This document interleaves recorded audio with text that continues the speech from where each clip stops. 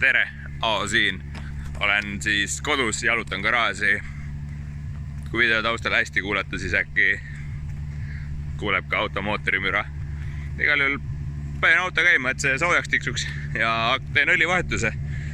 Siis kui on õlivahetus, vahetan ka kastiõli ära. Kontrollin sillapoldid ja kõik muud all olevad asjad ära, et asjad kinni püsiksid. Ja olen valmis auto pakkimist treila peale, et sõita homme varahommikul Leetu. Leedus on toimumas järjekordne driftiüritus, millest me osa võtame. Nii et vaatame, mis saama hakkab. Keerasin õlifiltri korpusest välja. See tähendab seda, et võtsin korpuse kaane maha ja siin sees on filter. Siin on üks huvitav mõttekäik. Kui te vahetate oma autoõli, tänava autol see ei ole tähtis, aga võidlusautol me peame veenduma alati, et mootor oleks alati väga heas seisus. See tähendab seda, et õlifilter on kindlasti koht, kuhu satub sisse kõige rohkem siis rämpsu, mis on mootori sees. Alati on mootori sees rämps nagu eriti kokku pannes, kuid nüüdseks minu automootoris ei tohiks enam kindlalt olla mitte ühtegi üleliigset asja. Ja seda näitab ka filter, et see on ülipuhas. Aga kuidas seda kontrollida? Viisen paar.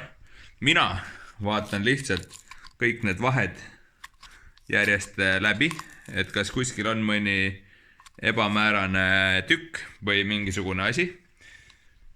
Ja selle järgi veendun, et kas see on heas seisus või mitte. Igal juhul see filter on praegu täiesti puhas. Selles mõttes, et siin puudub siis suur sodi. Ja ma võin öelda, et mootor on üliheas konditsioonis. Kui näiteks on mingi saale probleem tekkimas või on juba tekkinud, siis tavaliselt on saale esimesed laastud siit filtrist kätte saadavad. Nii et see mootor praegu on väga hea selle järgi, et õlitusega meil ei ole ühtegi probleemi olnud. Õlirõhk on kogu aeg ideaalne ja ka lisaks ma saan veenduda, et õli siis filter näitab, et mootor on puhas.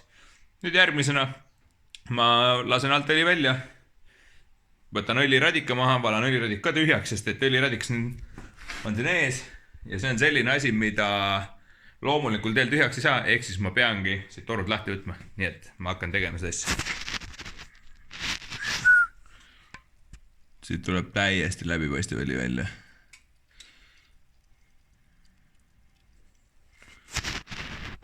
Siit tuleb väike kaader, et milline see õli siit seest välja tuleb. See on nagu räigelt puhas. Aga see ei tähenda, et selle omad ideaalsed on. Kuna me sõidame etanooliga, siis külma mootoriga satub suht palju etanooli karterisse ja see tähendab seda, et õli määrimisomadused muutuvad väga tugevalt. Aga mõistliku aja tagant õlivahetus teeb selle asja heaks. Suht ilus kõnepruuk on sellel vennal seal. Aga driftikõllid on vahetatud. Siis siin on järgmine pilna. Õli jookseb, see buss sõidab nagu kogu aeg räigi koormusega, nii et igaks juhuks sellel ka õli vahepeal vahetada. Kilomeetritest me liiga täpselt ei oska lugu pidada ja kindlasti on see alla 10 000 kilomeetri hetkeseisus ja täidan selle bussiga õligana. Siis, mis täidan? Vahetasin ära, filtrid, õlid on kõik väljas, need lähevad uud sisse. Nii et vaatame, mis saama hakkab. Keijo ja Firo ajavad seal mingid asju, et see buss pakitud saaks. Vahepeal nõues pimedaks läinud. Keijo kuskil siin selja taga vaatab kella ja mõtleb, et see on suht vähe. Firol on teine seisuga, et see on suht palju. Aga mul on suht poogen. Me hakkame igal auto peale laadima, buss on peaaegu pakitud.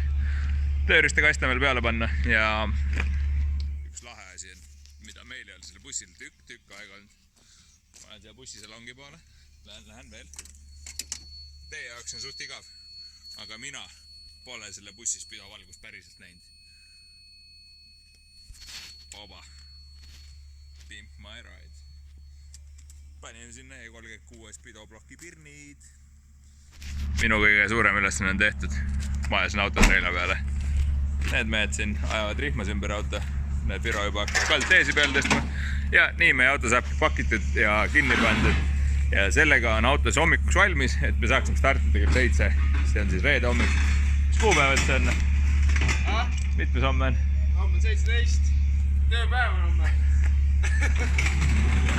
Igal juhul, et me saaksime startida homme hommikul 17. september 2021.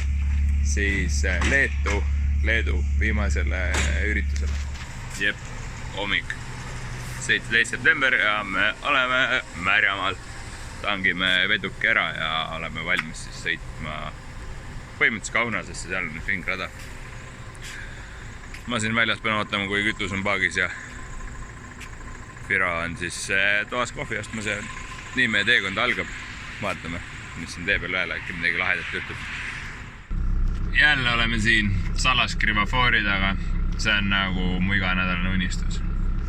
Firo teeb siin mingit tähtsat nägu. Tõenäoliselt täidab meie Leedu Covid passe või mis iganes paberimajandust. Ja ma lihtsalt olen valmis edasi liikumiseks, kui see tuluke roheliseks läheb. Aga üldiselt kaup on pakitud järjekordse bussi ettepoole otsaga, sest et sõita normaalne oleks. Ja siiani polegi midagi erilist juhtunud ega ei peagi juhtumast, et see on lihtne maantee sõitna. Esimene 200 kilti on sõidetud, me oleme äkki Saulgrasti Statelis. Ma võin veits eksida, aga see peaks nii olema. Igal juhul viskame prügi ära, käime vetsus ja tegelikult siit me sõit jätkub lihtsalt edasi Leetu. Jalad on küll juba kanged, aga 310 kilti veel minna. Oleme kuskil Pauska lähedal, käisin siin mingis imeliks kohvikus söömas, suht kahtlane värk, aga Firo oli just kavalam, ta ei tulnud sööma. 4 euri, kalasupp ja mingi muu värk. See kalasupp ei olnud üldse hea muide. See mingi teine asi oli mingi seenesõusta haklijaga. No ma ei tea, ei no, jah, selle raha eest väga ok. Aga me jätkame teekonda Leetu. Kell on täpselt 12 ja me ületame Leedu piiri. Siin on näha, et mingi politsei härra kontrollib sisenevaid sõiduautosid Lätti ja meie siis sõidame rõõmsalt edasi. Oleme ületanud vist nüüdseks ka piiri. Jah, täpselt ongi nii, et mis seal ikka.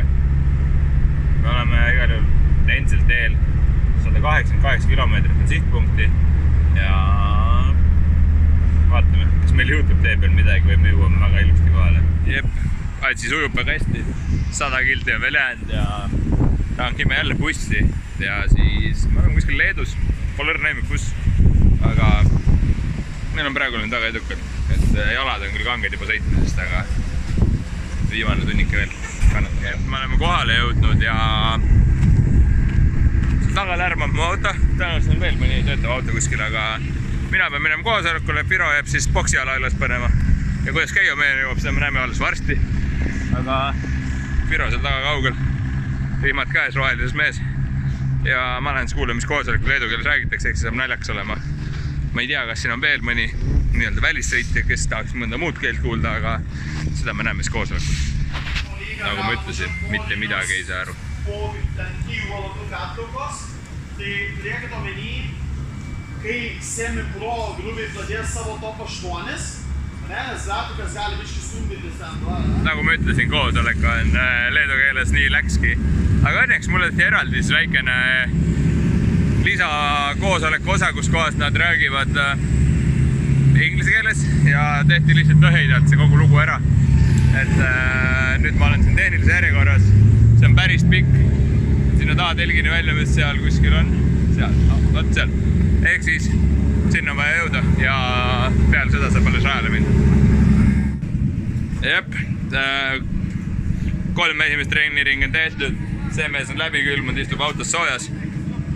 No aga esimene ring, ma ütleks väga normaalne selle esimese ringi kohta üleüldse, terve rada püs külg ees. Ma arvan, et asi on palju hullem. Aga eks näha on, et eksimisvõimalust väga antud ei ole, et raja pealt välja sõita küll ei tohi, et see rikub kohe auto ära. Aga nüüd ei ole midagi, igaks juhuks tangime, vaatame rebi rõhud, keerame hästi natuke taga otsa jäigemaks, et kui käsi pidurist välja tulla, siis auto teeb päris tugevat jõnksu, et ta on liiga pehme hetkel, et taga ots võib alla, kui pidurdada ja muud ei olegi. Proovime sõita nii palju kui annab täna, et vaatame, mis siin tänase päeva jooksul saab. Paneme just kaameraga autos sisse, nii et äkki saab mõne järgmise klipi tuua kohe autos seest.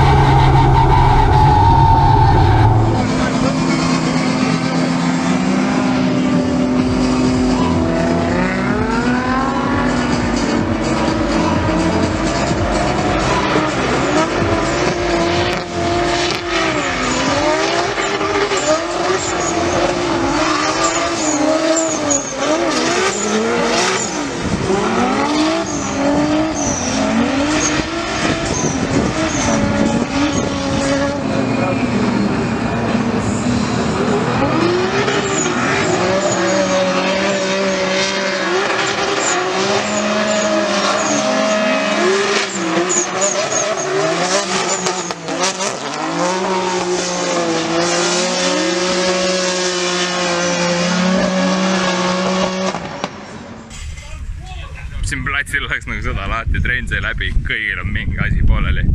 Õnneks või kahjuks ma ei saa mitte midagi aru, mida nad siin teised teevad, aga kvaliteet on tipp nagu näha ja vaatame, meie trennidelt selles mõttes normaalsed, et külg oli ees, aga no ma ei ole endaga päris rahul. Vaatame, äkki saame homme palju paremaks asja.